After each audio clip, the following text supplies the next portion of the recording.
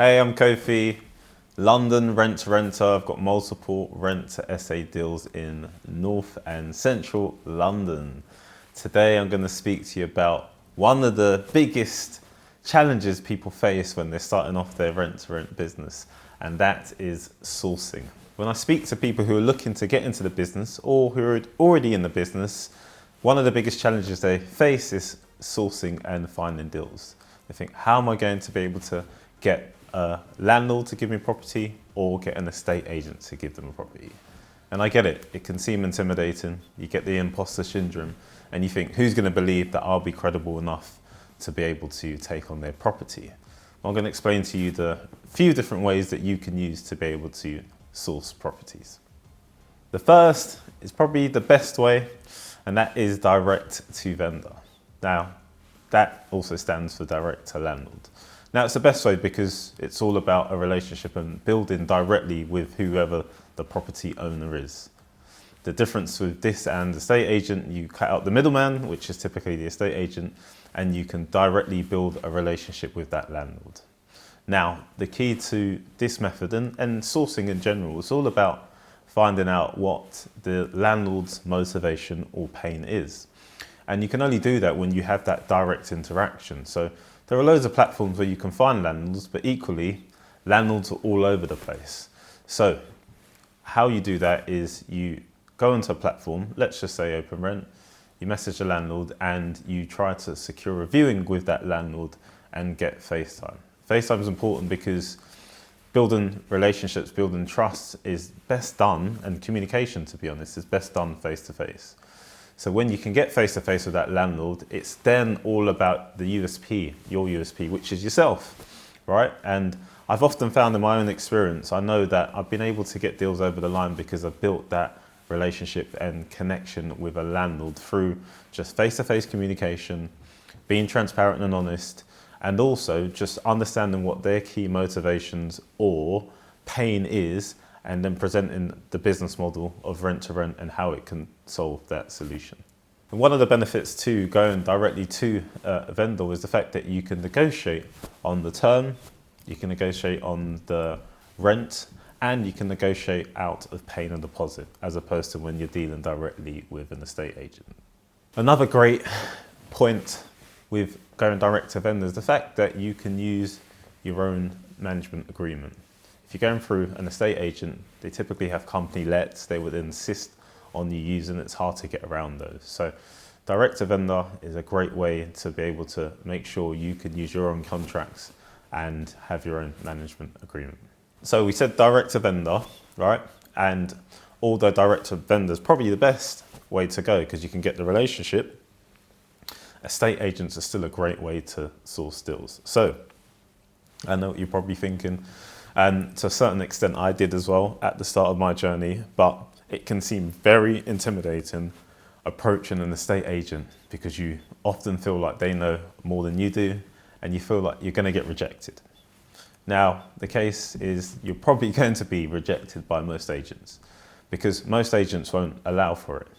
But you're not looking to get every agent. All you need is 2 or 3 agents on board. And believe me, it can be one of the most impactful strategies to sourcing a deal. If you have 2 or 3 agents, they essentially act as your own personal sourcing agent. Because if you build that know, like, and trust with them, and they believe in what you do, and they're open to it, they've got hundreds of landlords on their books. And if you tell them specifically what you're looking for, and a landlord comes to them to say, obviously, can you market my property? You can get first dibs because that agent can reach out to you. Now, one of the key ways to do this is to build a relationship with the agent. I often hear of people just going in and asking, have you got any rent to rent deals for me? And positioning the business model not in the best of ways. Now, the same way I spoke about key motivations and pains with landlords, you also have to find out what a key motivation might be for an agent to work with you.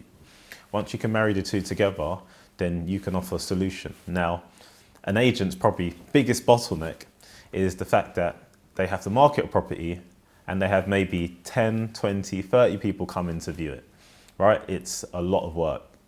All those viewings you have to do and the kind of getting the time in the diary for them to be able to do it.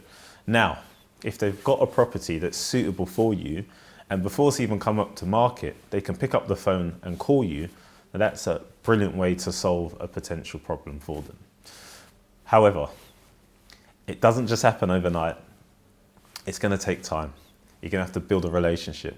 So if you persevere with agents, it's going to be massive towards getting deals in the long term with them. I can speak from my own experience. A couple of deals that I've got are through agents, and they've been easy and brilliant to do business with. And often I have them approaching me again for more deals. Some of them have worked, some of them haven't. And then I've been able to source some deals on. So make sure that you look to build relationships with agents, because it can prove a real big impactful strategy for your deal sourcing. And the last method that I want to share with you, you probably know it or probably heard of it, is deal sources, right? They're a deal sourcer. So a deal sourcer is someone who sources rent-to-rent deals. Some do buy-to-let and others, but if we're talking about rent-to-rent specifically, they source rent-to-rent deals for rent-to-rent operators or anyone who's looking to get into rent-to-rent. Typically, they charge £3,000 to £5,000 per a deal. Now, sources are great if they know what they're doing, but there is often a lot out there who don't. So when working with sources, make sure you do your due diligence. The challenge with finding a credible sources, because it's such a low barrier to entry in terms of getting into property. So you get people who go to one seminar and off the back of it, they become a deal sourcer. And they don't really know what they do. I've spoken to some and they've offered me a deal, and of course I understand deals and the numbers, and they're just not good deals. So make sure he's a credible sourcer, or she, and there's history of them sourcing good deals for people. Now, as mentioned, I think deal sources are great. I've got friends who are deal sourcers, and I often speak to them, and we just speak about the market. But one thing you have to consider when using a deal sourcer, it's going to push the capital that you're going to have to invest into the deal high. So essentially the return on investment period is going to take longer. Now, typically a good rule of thumb within rent to rent is 6 months to get your money back out of the deal. So factor in the point, you may have to put an additional £3,000 to £5,000 on top of your initial investment. So it's going to take you a lot longer to pull that money out. Now, the beauty of this game is that once you understand how to analyze a deal and to find a deal, you can essentially become your own deal sourcer. All right?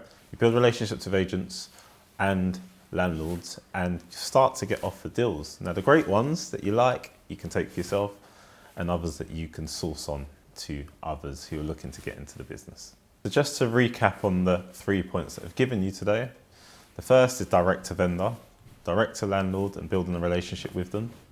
The second is direct to an agent, and estate agents are building a relationship with estate agents. And the last is through deal sources. One golden nugget that I think is massive and people don't speak about is telling as many people what you do. Now, the reality is everyone knows someone who's got a property, right? Or someone else who has another property and that is looking for someone to rent and would be interested in our business model. One of the most unique ways I sourced the deal was through an Uber journey. And this is the power in telling people what you do.